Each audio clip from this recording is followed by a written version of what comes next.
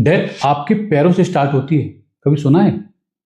या वो मैं ड्रामे के लिए नहीं कह रहा। आपके जब शाम को पैर भारी से हो जाते हैं ना, या कभी कभी आप गाड़ी में बहुत देर बैठ के आते हो, देखते हो पैर में सूजन हो गई, या आपका दिन भर बैठने का काम है, बहुत दिन भर बैठे बैठे गुजरता है, तो ये अगले कुछ मिनट देख लेना। एक सेकंड हार्ट के बारे में बताने वाला हूँ। शायद आपने अभी तक सुना भी नहीं होगा, और सुना होगा तो उसको जाना नहीं होगा। देखो, हम सब ये तो जानते हैं ना कि एक हार्ट है लेफ्ट साइड में, धड़कता है, काम करता है। लेकिन क्या आप जानते हो कि आपके बॉडी में एक और हार्ट है जिसको कि सेकंड हार्ट बोलते हैं? वो धड़कता नहीं है, वो आवाज भी नहीं करता, लेकिन 24 घंटे बिना रुके अपना काम करता है। वो है आपकी काफ मसल्स, पैरों के पीछे वाली मसल। पैरों के पीछे वाली जो मसल्स है ना, वो हर स्टेप के साथ मसल्स को कॉन्ट्रैक्ट करती है, वेन को स्क्वीज करती है, और ब्लड को ग्रेविटी के अगेंस्ट पुश करती है सीधे आपके हार्ट तक। इसीलिए दुनिया के टॉप कार्डियोलॉजिस्ट इसको बोलते हैं सेकंड हार्ट। मेडिकली इन्हें सोलियस मसल्स भी कहते हैं, लेकिन प्लेन लैंग्वेज में समझते हैं ये बॉडी का नेचुरल ब्लड पंप है। जब आप चलते हो तो मसल्स को स्क्वीज करता है, ब्लड को ऊपर तक लेके जाता है। अब सोचो ये पंप बंद हो जाए तो, या धीरे से काम करे तो। अब धीरे तो करेगा ना, जब हम ऑफिस में 8 घंटे तक बैठे रहते हैं, मूवमेंट तो ऑलमोस्ट जीरो है, डायबिटीज या ओबेसिटी है, तो ब्लड पैरों में जमा होने लगता है। इसी को बोलते हैं क्रोनिक वीनस इनसफिशिएंसी। और ये मेडिकल टर्म ही नहीं है, ये एक साइलेंट वार्निंग भी है। अब मैं यहाँ पे एक बात आपको क्लियर समझा दूं कि डायबिटीज केवल शुगर की बीमारी नहीं है। डायबिटीज होती है, हाई शुगर तो होता ही होता है, ग्लूकोज, साथ में इंसुलिन भी हाई होता है, इंसुलिन का रेसिस्टेंस भी होता है, और ये सारी चीजें मिलके माइक्रो सर्कुलेशन को डैमेज करती हैं, वही कॉम्प्लिकेशंस लेके आती है। वही छोटी छोटी सी मसल्स जो टिश्यू को ऑक्सीजन देती हैं, और वो धीरे धीरे करके अपना काम करना बंद कर देती है या खत्म होने लगती है। अब ओबेसिटी में वेन्स के ऊपर एक्स्ट्रा प्रेशर तो होता ही है, सेडेंटरी लाइफस्टाइल होती है, तो काफ की मसल्स जो होती हैं वो अपना काम कम कर देती हैं या ऑलमोस्ट जीरो की तरफ कर देती हैं। फिर लोग कहते हैं भाई पैरों में सूजन ही तो है, थोड़ा सा है, ये नॉर्मल नहीं है। ये आपके ब्लड बोल रहा है आपको कि भैया कुछ गलत हो रहा है। आपकी बॉडी बराबर आपको समझा तो रही कुछ गलत हो रहा है। अभी कुछ ही दिन पहले पेशेंट आए थे, 55 ईयर्स की एज थी। कंप्लेंट केवल एक थी कि भैया गाड़ी में बैठ के आए हैं इसलिए पैरों में सूजन हो गई है। गाड़ी में बैठ के आए हैं तो हमने उनका हार्ट चेक कर लिया, भाई हार्ट एकदम सही था, शुगर बॉर्डर लाइन पे थी, वेट थोड़ा सा ज्यादा था, लेकिन उनका काम क्या था? ऑलमोस्ट दिन भर बैठे रहना। तो मैंने पूछा भाई चल कितना लेते हो? कैसे आप चलने का कहाँ टाइम है? हम तो शॉपकीपर हैं, दिन भर शॉप पे रहते हैं और बैठे ही रहते हैं, लिफ्ट यूज करते हैं, वॉकिंग कहाँ से होगी? बिल्कुल जीरो।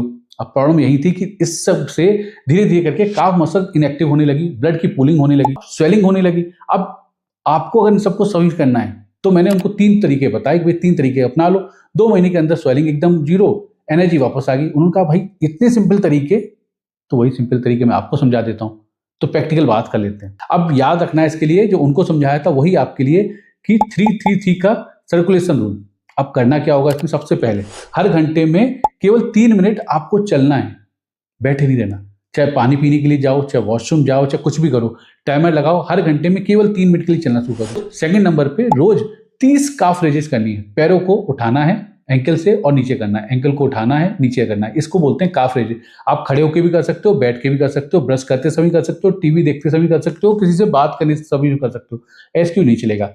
और रोज पानी कम से कम 8 गिलास तो पियो, इससे ब्लड थिन रहेगा, सर्कुलेशन स्मूथ हो जाएगा। और कुछ करना है तो लिफ्ट को बंद कर दो, सीढ़ियां चढ़ना शुरू कर दो, पैर को एलिवेट करना शुरू कर दो, रात को सोते समय एक पिलो रख लो नीचे को। स्मॉल छोटे छोटे से मूवमेंट करने यही बड़ा इंपैक्ट डालते हैं। एक्सरसाइज के साथ ये भी करो कि पानी को भी पीना है। आपको पानी पीने से होना क्या है कि ब्लड की जो विस्कोसिटी है वो कम हो जाएगी, तो फ्लो बेटर हो जाएगा। हेल्दी वेट होगा तो जो एक्स्ट्रा जो किलोज हैं प्रेशर डाल रहे हैं जो वेन्स के ऊपर, वो कम हो जाएंगे। डाइट में अपना प्रोटीन और फाइबर इसको भी बढ़ा लो, इससे क्या होगा? इन्फ्लेमेशन कम हो जाएगी, वेसल्स की हेल्थ इंप्रूव हो जाएगी।